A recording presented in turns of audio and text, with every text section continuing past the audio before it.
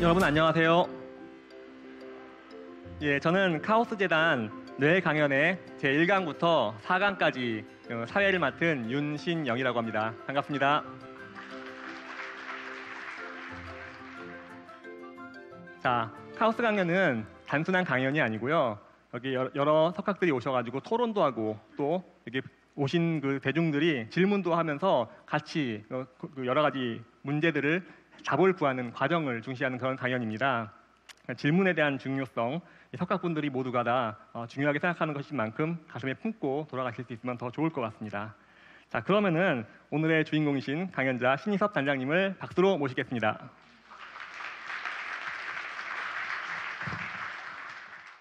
네, 전체 큰 제목은 생체 내에서 우리 몸에서 뇌라는 것은 도대체 무엇일까 하는 그런 제목입니다.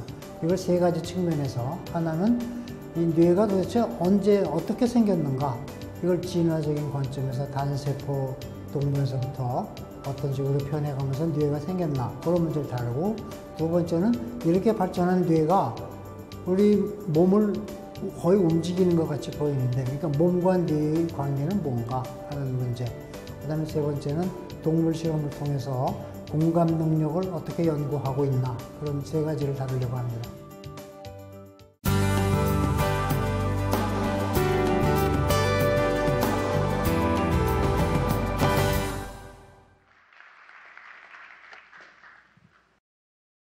나에게 뇌라는 건 무엇인가?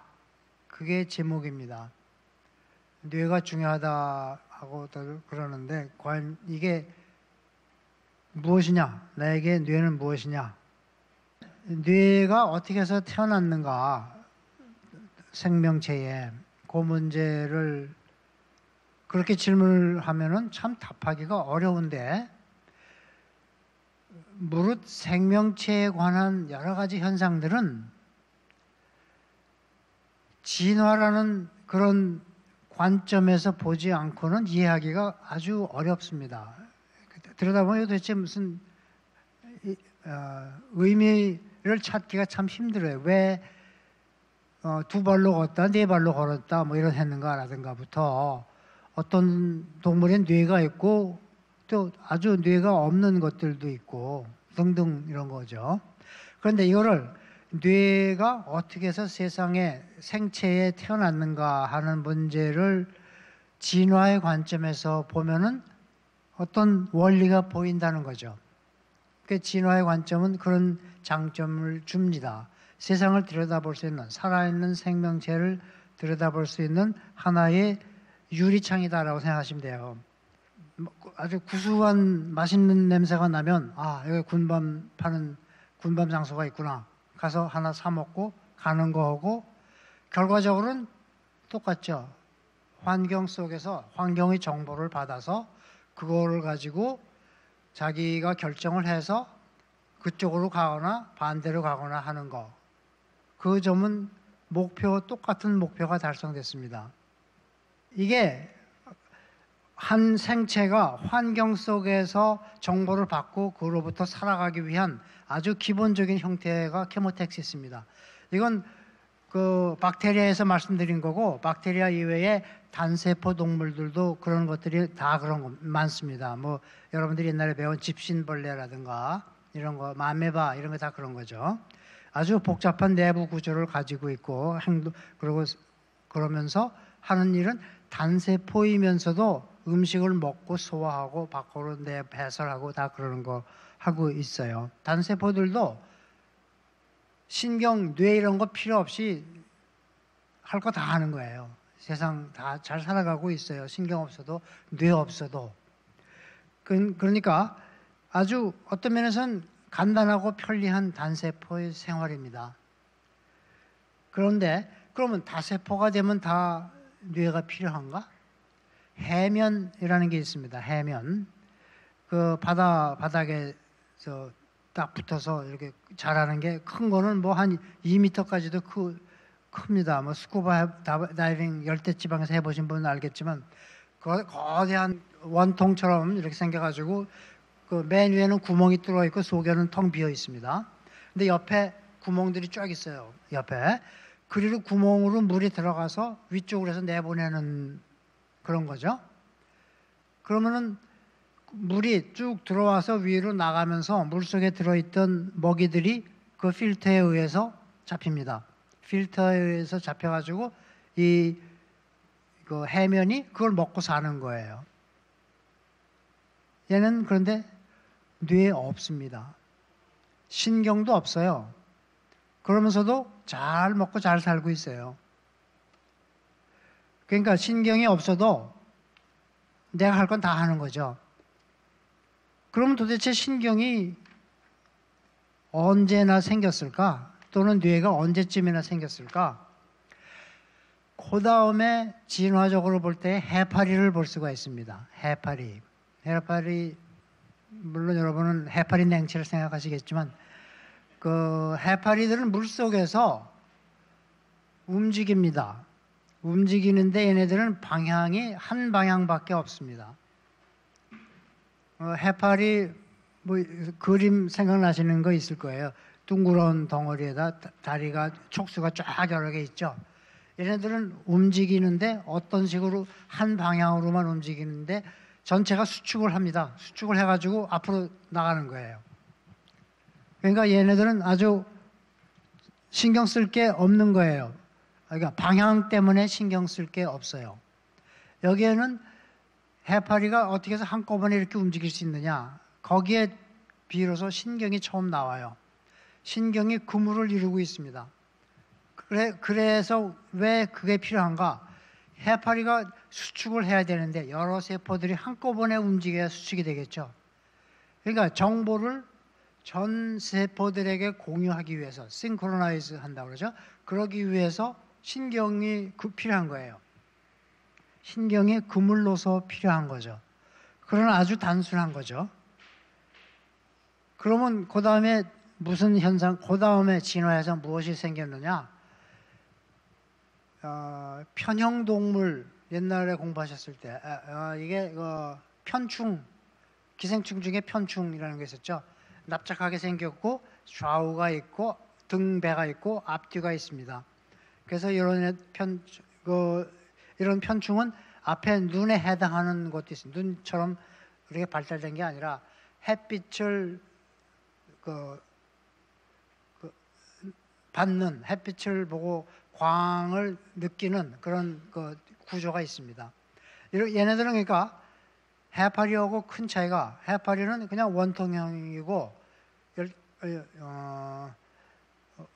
360도 대칭이라고 볼 수 있는 거죠. 그러니까 축이 한 축밖에는 없는 거예요.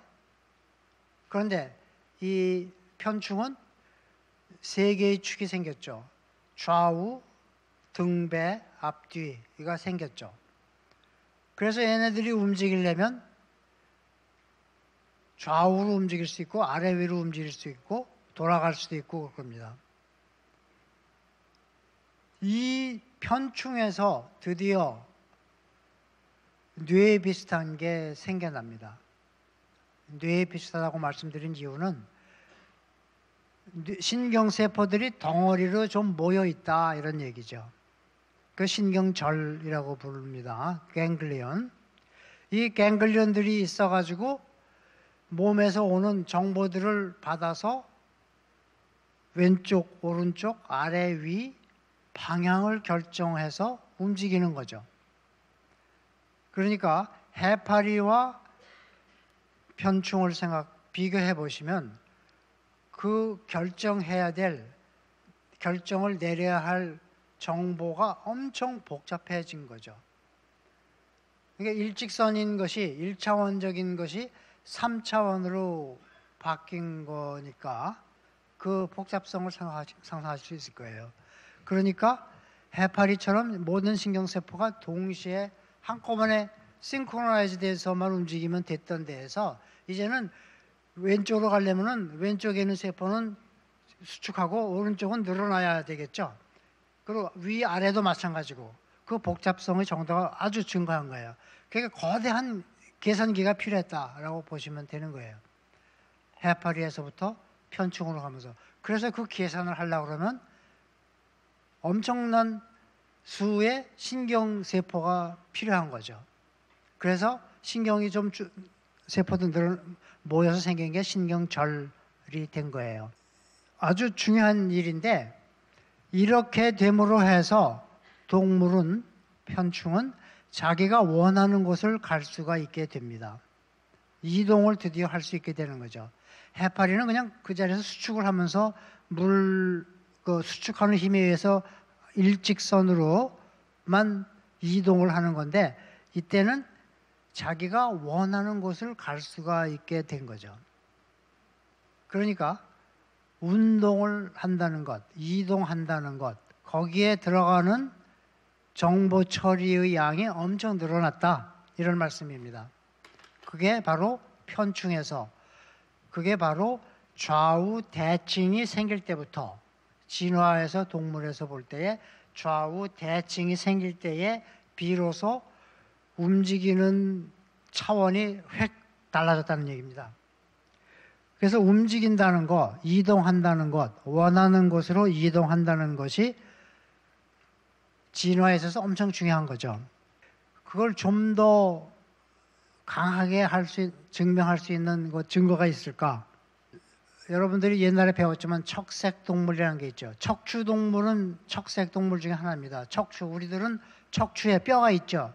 그런데 뼈는 없이 그러나 가운데 중심이 있는 그런 동물이 척색동물입니다. 아까 척추동물도 척색동물로부터 더 발달이 된 거죠. 동물의 일부죠. 그런데 뼈는 없는 그런 동물 중에 여러분들이 좋아하시는 멍게가 있습니다. 멍게가 이게 유충, 어릴 때와 자랄 때가 다릅니다. 우리가 보는 멍게는 속에 알맹이 빼놓은 거야 물론 맛있지만 겉에 울퉁불퉁한 빨간 거 아시죠? 근데 이게 멍게가 물속에서 왔다 갔다 하면서 사는 게 아니죠. 어디에 붙어 살았죠. 바위에 붙어 있거나 요새는 양식할 때는 그런 지지대에다 붙어 있거나. 그런데 어릴 때는 유충이라고 그러죠. 유충 때는 이 멍게가 올챙이 비슷한 겁니다. 올챙이 시절이 있었던 거예요. 그때는 움직입니다. 수영을 합니다. 그러니까 편충이 했던 것보다 더 아주 잘하겠죠. 올챙이라고 생각하시면 돼요. 그래서 제가 이 둘을 비교해서 말씀드리는 이유는 멍게가 유충 때와 성체가 됐을 때와 어떻게 다를까? 유충은 움직이고 성체는 딱 붙어 있죠. 그러면 뇌는 어떻게 됐을까? 질문할 수가 있죠.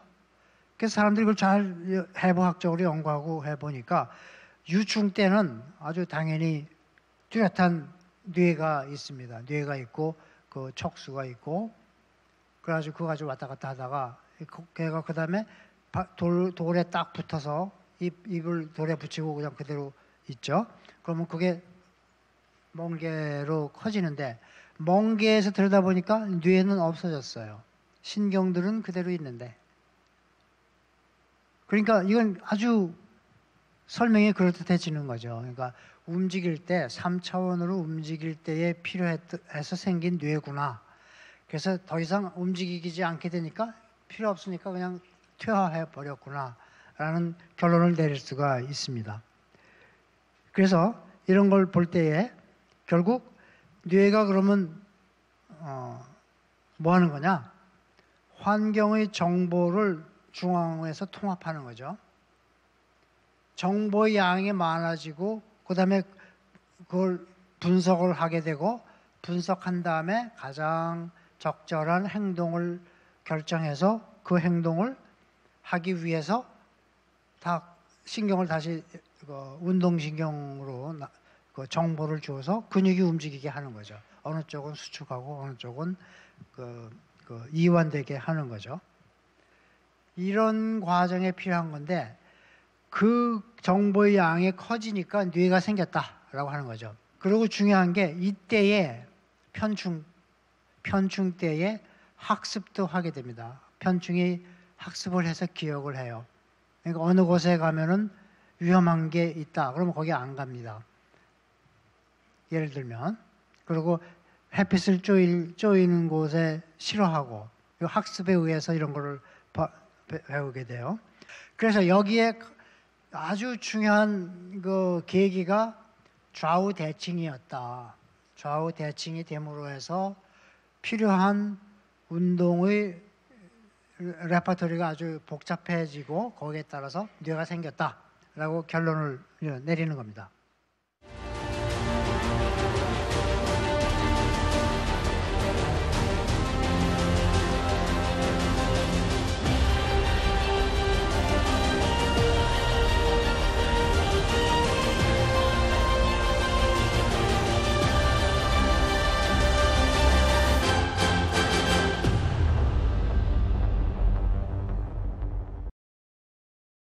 이게 뇌에 대한 모든 걸 설명하는 건 당연히 아니죠. 지금 말씀드린 거는 그러니까 뇌가 과연 어떻게 해서 출현하게 됐느냐 하는 거를 진화적인 관점에서 말씀드린 거예요. 그렇게 되면 당연히 두 번째 주제로 넘어가는데 그럼 뇌와 몸의 관계는 뭐냐? 그 올챙이 뇌는 그렇다 치고 나 자신의 뇌를 보면 그거보다 훨씬 더 복잡해 보이는데 그리고 도저히 내 마음을 나도 잘 이해 못하는 게 너무나 많은데 이런 건 도대체 뭐냐? 그리고 아무리 내가 생각해도 이 담배는 이거 끊어야 될 거라고 생각하는데 그래도 못 끊는다. 뭐 이런 거 도대체 이건 누가 나를 컨트롤하는 거야? 나는 누구냐? 뭐 이런 질문을 할 수가 있죠. 그 뇌와 몸의 관계라는 건 도대체 어떻게 된 것인가 하는 문제. 마스터냐 슬레이브냐 하는 질문입니다. 요거는 역시 진화적인 거를 포함하고 있습니다. 그 척추 중에서 제일 간단한 뇌가 그 피쉬, 그 물고기 뇌입니다. 그건 거의 조그만 막대기처럼 아주 간단한. 그 위에 있는 게 아무것도 없으니까 그 대뇌도 없고 변형계도 없으니까 그게 조금 자라면 개구리가 됩니다. 개구리가 되고 개구리에서도 뭐 제일 큰 게 예를 들면 냄새 맡는 부분 이런 거는 큰데 기본적으로 그 대뇌 이런 건 당연히 없죠. 그래서 그 다음에 올라가는 게 파충류입니다. 파충류와 개구리의 차이는 엄청 큰 겁니다. 파충류에서 비로소 피질이 코텍스라고 하죠. 대뇌 피질이 조금 생기고 그 다음에 아주 그렇게 중요한 감정을 좌우하는 편도체가 생깁니다. 그래서 이 편도가 생겨서 뭐 감정이 생긴다고 그러는데 그러면 개구리는 감정이 없느냐라고 질문할 수도 있죠. 감정열, 우리가 화나면 열받았다 하는 것처럼 에모셔널 피버라는 게 있습니다. 그러니까 파충류 이상에서는 사람이 손으로 잡고 있으면은 심장 박동이 커지고 체온이 올라가요. 그래서 그걸 에모셔널 피버라고 하는데 개구리 이하에서는 그런 게 없습니다. 자, 그러면 여기서 이 에모션이 무엇일까? 라는 말씀을 우선 드려야 될 것 같습니다. 여러분이 산보하다가 시골길에서 산보하다가 이렇게 걷다가 뱀이 있어요. 뱀이 또아리를 들고 쫙 이렇게 늘어보고 있는 걸 딱 봤다고 그래요. 깜짝 놀랐죠? 그리고 뒤로 물러나죠. 이때 보고 뱀이다. 물러나는 거. 이전에 맨 처음 뱀을 봤을 때에 무엇이 일어나는가? 그거는 논리적인 거와는 상관없이 이미 뇌의 회로에 에모션 쪽으로 정보가 들어갑니다.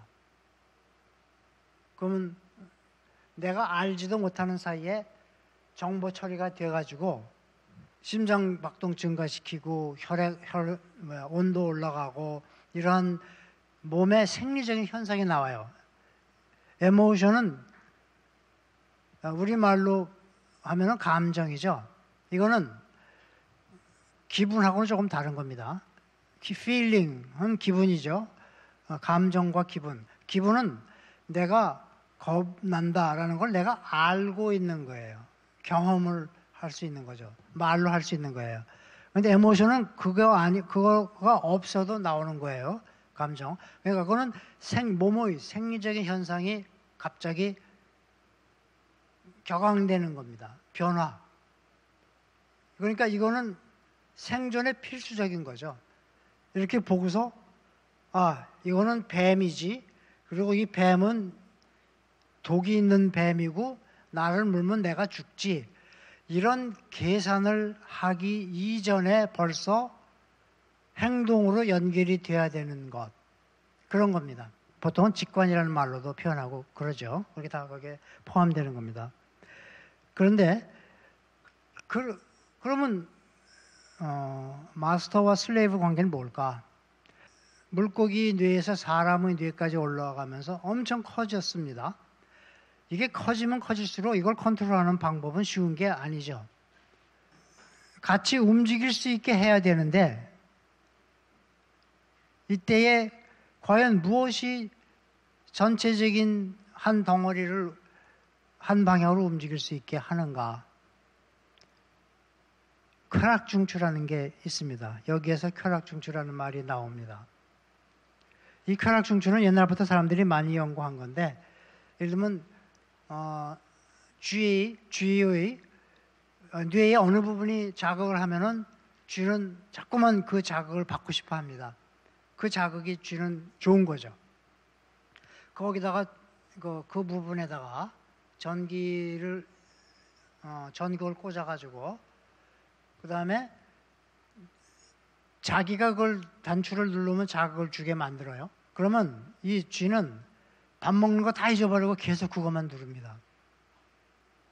그러니까 불란서 작가 베르나르 베르베르 소설도 그런 거 사람에서 그런 걸 한 거죠. 이 드라이빙 포스가 엄청 큰 거죠. 개체 전체를 움직이게 하는 게 있습니다. 그러니까 뇌가 발달하면서 이 시스템 움직이려고 할 때의 그 드라이빙 포스 바로 이거를 이제 보상이라고 하죠. 리워드 회로라고 보상 회로라고 하죠. 여기에 자극을 통해서 그쪽을 원하게 하는 것. 그래서 이거를 좀 옆에서 물러나서 보면 우리가 세상을 살아가면서 보는 수많은 게 있습니다. 이거 유명한 심리학자가 옛날에 마슬로우라는 사람이 말한 건데 그 다음에는 우리는 안전하기를 원합니다. 안전, 필요성. 그 다음에 어딘가에 소속해 있고 사람들과 같이 어울리고 이런 거를 원합니다. 그러고서 또 점점 높아지는 건지 모르지만 자존심, 자기 자신에 대한, 자기가 하는 일에 대한, 자기 직업에 대한 셀프 에스팀이라고 하죠. 그리고 더 바라기로는 자기의 실현, 자아 실현이라고 하나요? 그 이상도 생각하실 수 있겠죠. 종교적인 생각하시는 것도 있고. 그런데 제가 얘기하는 이유는 이런 과정 중에서 이걸 피라미드라고 세워놓고 생각해 볼 때 이런 과정 중에서 각각의 단계에서 니드가 충족되었을 때 우리는 어떤 상태가 되는가? 기분이 좋죠. 아주 만족스럽죠. 보람을 느끼죠. 그때 바로 여러분의 뇌의 쾌락중추는 거기에 적극 동의를 하고 있는 겁니다. 그게 없으면 술 먹을까요? 음식 열심히 먹으려고 할까요? 어떤 때는 귀찮을 때도 있거든요, 음식. 그리고 그게 없으면 인류가 번식을 했을까요? 그 쾌락중추가 제거되어 버렸다. 그거로 끝입니다. 그리고 호기심이라는 것도 당연히 없죠. 이것의 파워가 생겼다 이거죠. 그런데 문제는 이게 컨트롤을 벗어나는 거죠. 나는 더 원한다. 드러그 애딕션이 되는 거죠. 대부분의 사람들은, 여러분들 대부분은 그걸 다 컨트롤을 하죠. 뇌의 시스템 속에서 컨트롤이 되는데 이게 컨트롤이 안 되면 문제가 생기는 거죠. 그러니까 아까 그 편충에서부터 그 뇌라고 부를 만한 게 생겼다고 했는데 그게 쭉 올라오면서 중추에서 그 쾌락 중추까지도 생겼는데 이제 보니까 이젠 이 쾌락 중추의 컨트롤이 뇌의 나머지 전체를 컨트롤하고 있는 상태가 된 게 아닌가라고 볼 수가 있는 거죠.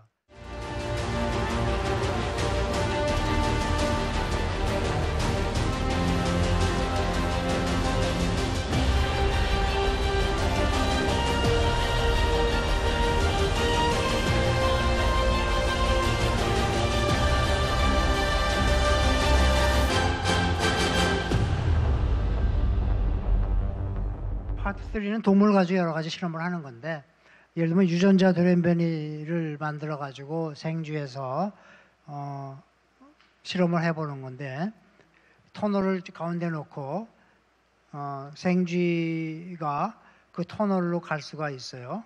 가면은 반대편에는 큰 쥐, 렛이죠. 마우스와 렛은 큰 거죠. 그 마우스는 이제 렛 보면 좀 무서워하죠. 근데 그 동영상 움직여 보세요. 그러면 얘 그 터널을 통해서 갑니다.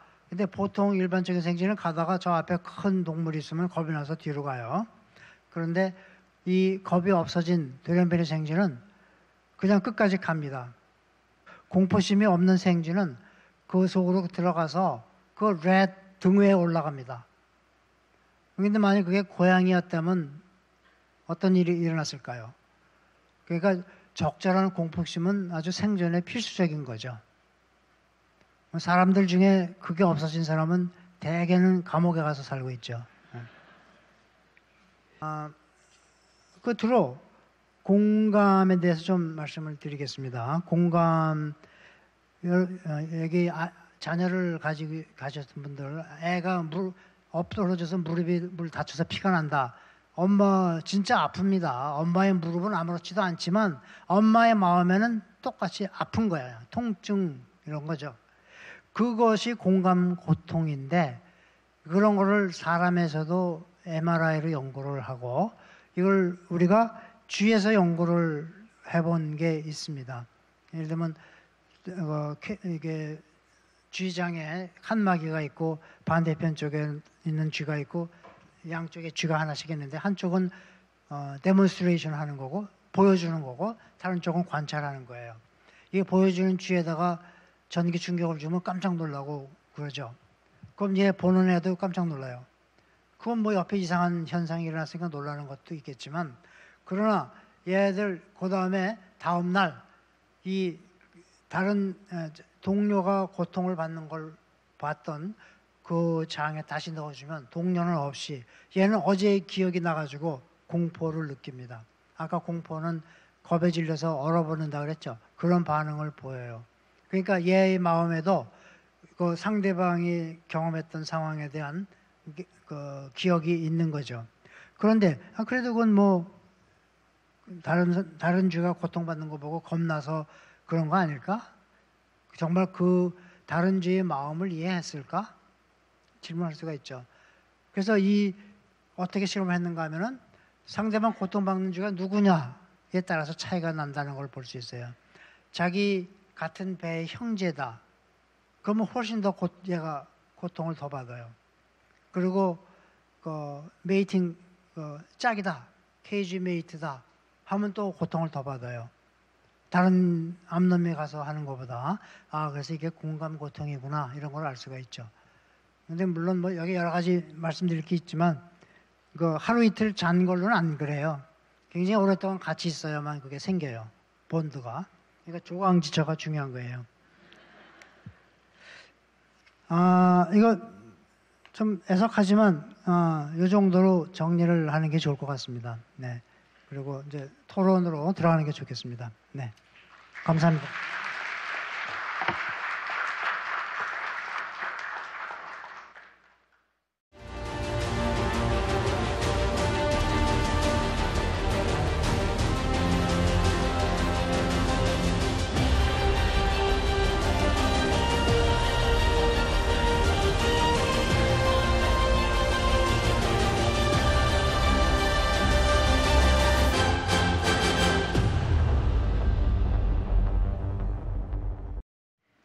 안녕하세요. 안녕하세요. 안녕하세요. 아주 열띤 토론을 아마 그 강연 못지않게 흥미로운 그런 내용을 들으실 수 있을 것 같습니다. 그럼 이제 본격적으로 패널 토의를 시작하겠는데요. 저희가 이번에 첫 번째 주제를 조금 재밌는 걸 정해봤어요. 뇌하고 직접적인 연관이 없을 수도 있지만 아마도 많은 분들이 관심을 가지고 계실 것 같습니다. 예, 알파고 얘기를 할 겁니다. 그 알파고는 인공지능이에요. 학습 인공지능으로 여러분들이 이제 많이 기사를 접하셨을 텐데요. 이제 이런 보면서 많은 분들이 그 알파고에 이렇게 사람처럼 이렇게 감정이입하는 모습을 많이 봤어요. 야, 제가 생각을 어디까지 하나 보자, 뭐 이렇게 하기도 하고 굉장히 이렇게 다양한 인간처럼 대하는 모습들을 많이 봤어요. 하지만 거기에 기품도 있고 여러 가지 인간적인 말을 많이 붙였지만 사실 아직 감정이라는 건 없습니다. 그런데 우리 인간이라든가 뭐 동물들은 감정이라는 걸 느끼죠. 그래서 감정에 대한 이야기를 먼저 한번 해보려고 그래요. 과학적 질문이 있는데 네. 그러면 알파고 예를 보면 알파고는 감정이 없이 이제 뒀잖아요. 추론의 과정만 완전히 이제 인공지능인 건데 그러면은 두뇌에서 이성적 판단을 할 때 뭐 학습이라든지 아니면 이제 추론 이런 거의 그 커넥톰과 감정의 커넥톰은 이게 연결이 되어 있는 거죠. 아주 강력하게 돼 연결이 있습니까? 되어 있는 거죠. 그렇죠. 완전히 분리되어 있는 사람이 사실은 그럼, 경기에서 유리할 것 같은데. 완전히 분리되어 있으면은 도움을 못 주는 거죠. 네, 예, 이성적인 판단에. 예, 예. 이제 조금 더 추가드리면은 네. 감정이 그럼 없으면 유리하지 않은 그런 실험들을 한 게 있습니다. 그 공포나 뭐 이런 가치 판단 이런 거, 그 편도를 아예 수술로 제거를 한단 말이에요. 그 원숭이 실험이에요 이게. 편도를 제거하고 났더니 그럼 어떻게 될까? 겁이 없죠. 그렇게 되면은 뱀도 이렇게 만지고 그런 거예요. 실제로. 그리고 가치 판단을 얘가 못해요. 그러니까 평소에 하던 행동이 다 없어지는 거죠. 그러니까 에모션이라는 게 공포만이 아닌 거죠. 수많은 우리 기쁨, 슬픔, 물, 몽땅 이런 것들이라는 것이 기본적으로 우리가 어떤 결정을 내리고 할 때에 바탕에 깔고 있어야 되는 거죠. 예. 근데 이 교수님 말씀하셨듯이 그것이 주도적인 역할을 할 때는 문제가 생길 수도 있는 거죠. 예, 그럼 이게 나온 김에 혹시 지금 알파고 같은 경우는 이제 학습 인공지능이라서 열심히 배워서 배운 걸 열심히 이제 써먹을 수 있는 그런 인공지능이잖아요. 오직 그것만 할 수 있습니다. 만약 여기서 뭐 어떤 창발에 의해서든 감정이 나타날 가능성도 있을까요? 저는 그걸 다르게 보는데요. 감정이 자기는 호불호의 감정이 없으면서 상대방의 감정을 알 수 있는 게 더 무서운 거죠. 근데 그거는 충분히 가능할 거라고 봐요. 더 빨리 생길 거라고 봐요. 그러니까 로봇이 자기가 스스로 희로애락을 느끼게 만드는 거는 더 많은 시간이 걸릴 거예요. 왜냐하면은 지금 학습을 잘할 수 있는 거는 그동안 인간들이 학습에 대한 연구를 많이 해서 그 어떤 그 패러다임을 가지고 알파고의 그 프로그램을 만들어서 된 건데 인간의 감정도 그렇게 이해할 정도가 되면 그 충분히 집어넣어서 알파고도 감정을 느껴서 이세돌이 쩔쩔매면 기분 좋아할지도 모르죠. 그러나 문제는 그거보다 훨씬 전에 상대방의 감정을 파악하는 능력은 생길 수 있다는 얘기죠. 그런 연구들을 많이 하거든요. 왜냐하면 사람의 얼굴을 보면 저 사람의 감정이 어떤지를 보는 거, 그리고 행동을 보면 뭐 손톱을 깨문다든가 등등 뭐 감정을 파악하는 그런 것들은 사람들이 요새 열심히 연구하고 있어요. 그런 건 더 빨리 들어갈 수 있겠죠. 그러니까 알파고가 지가 감정은 없어도 상대가 어떤 감정인가를 파악하는 거는 훨씬 빨리 올 거란 얘기입니다. 그러면 더 무섭죠. 혹시 두 분 교수님 중에는 의견이 혹시?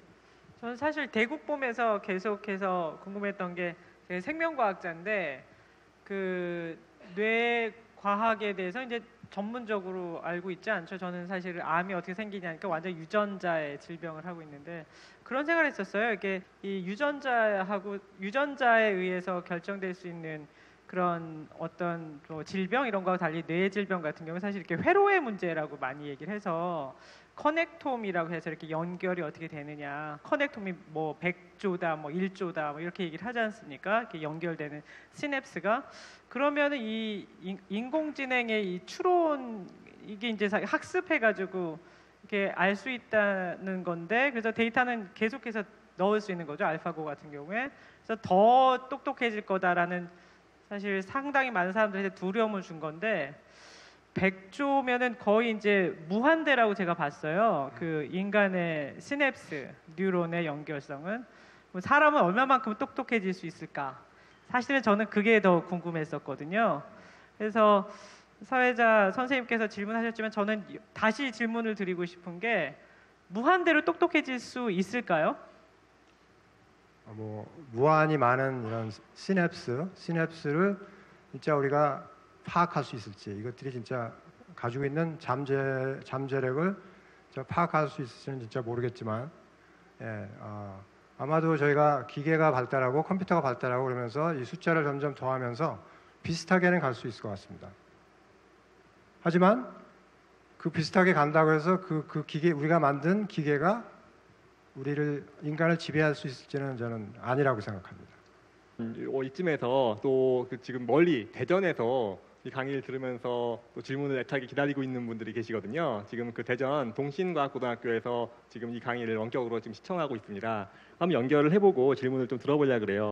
예, 오늘 그 질문이 있다고 들었는데요. 질문 한번 큰 소리로 해주시겠어요? 저는 대전 동신과학고 1학년 송현우 학생입니다.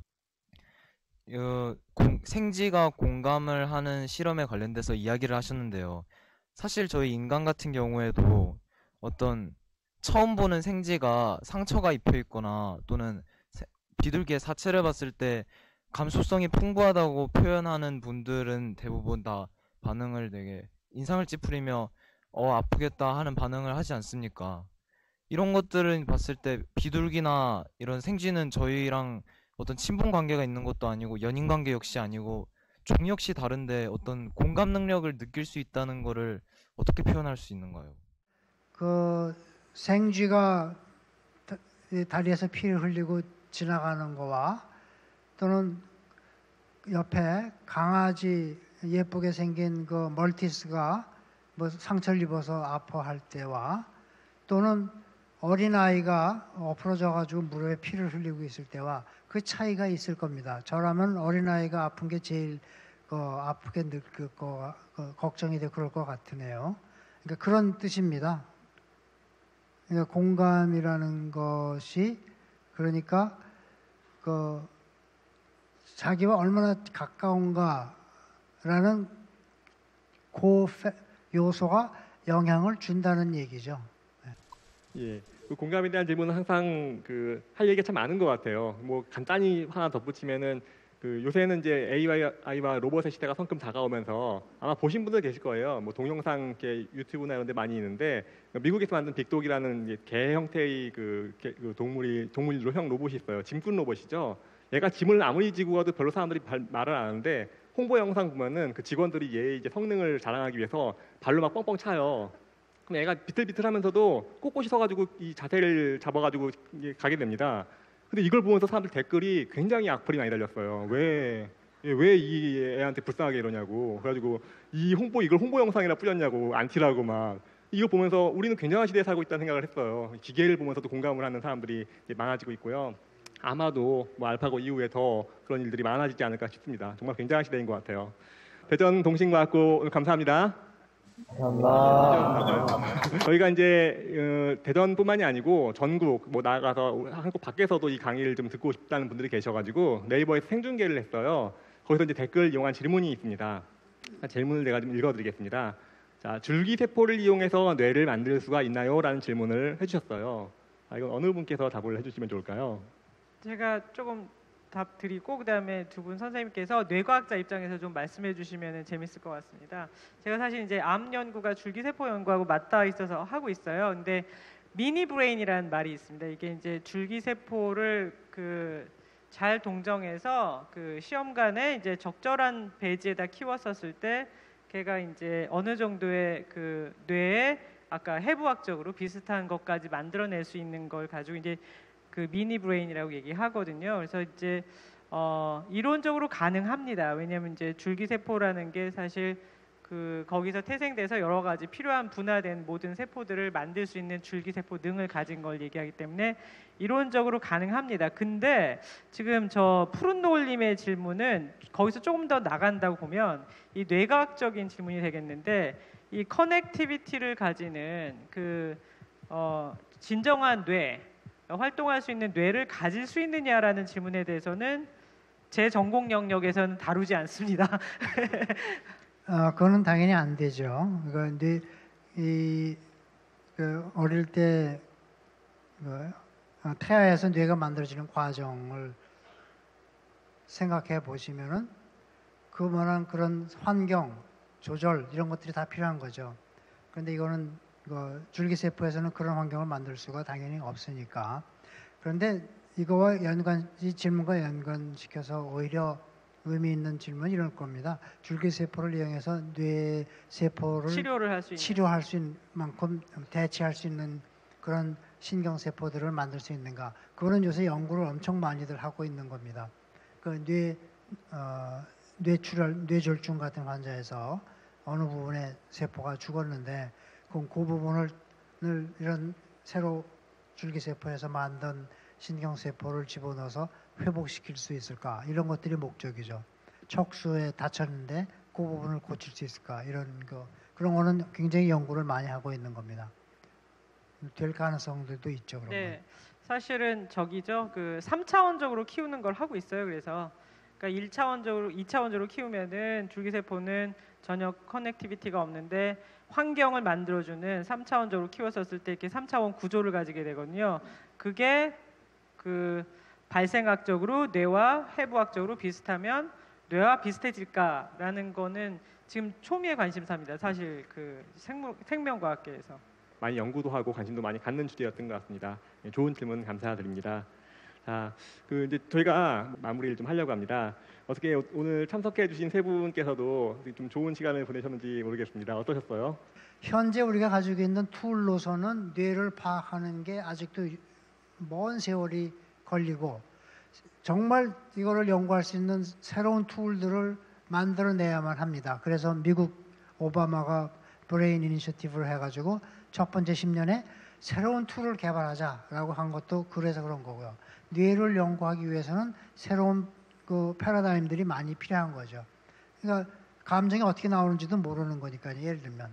그래서 그런 면에서 벌써 여러분들 보셨겠지만 알파고 AI니 뭐 등등 그거는 바이올로지와 전혀 관계없는 새로운 곳이죠. 근데 이제는 카이스트의 제 실험실이 지금 뇌 연구 건물이 아직 없어서 카이스트에 새들고 있는데 카이스트의 수많은 교수들이 다 뇌에 대해서 야 이거 뭐 할 거 없을까요? 뭐 이런 심리들을 가지고 있습니다. 엔지니어링 수많은 다양한 엔지니어링 하는 분들이 그러니까 그만큼 이렇게 거대한 주제이고 그에 따라서 결과적으로는 우리 사회의 모든 곳에 곳곳이 파고 들어가고 있는 거죠. 그래서 앞으로의 미래가 크게 달라질 겁니다. 그래서 우리나라에서도 뇌 연구에 대해서 관심이 많고 특히 이렇게 뇌 강연에 대해서 여러분들이 이렇게 관심 많은 걸 보고 저는 아주 참 행복하게 생각합니다. 우리나라에도 이제 미래가 있다라고 생각합니다. 감사합니다. 오늘 세 분께 다시 한번 큰 박수 부탁드립니다. 간단하게 다음 주 예고를 좀 해드리겠습니다. 지금 우리는 인간의 뇌 또는 동물의 뇌에 대해서 지금 뇌로 생각하면서 여기 앉아 있죠. 이럴 수 있는 유일한 동물이에요. 과연 인간 뇌가 어떻게 다르기에 어떻게 특별하기에 이런 일이 가능할지를 한국뇌연구원 원장이시자 지금 대구경북과학기술원 디지스트 교수님으로 계시는 김경진 교수님의 강의로 들을 예정입니다. 그리고 패널로는 고려대 의대의 선훈 교수님과 이화여대 김재상 교수님께서 참여하셔서 또 의학과 과학의 관점에서 또 폭넓은 토론을 진행할 예정입니다. 다음 주에도 또 다시 한번 또 뵐 수 있도록 했으면 좋겠습니다. 감사합니다.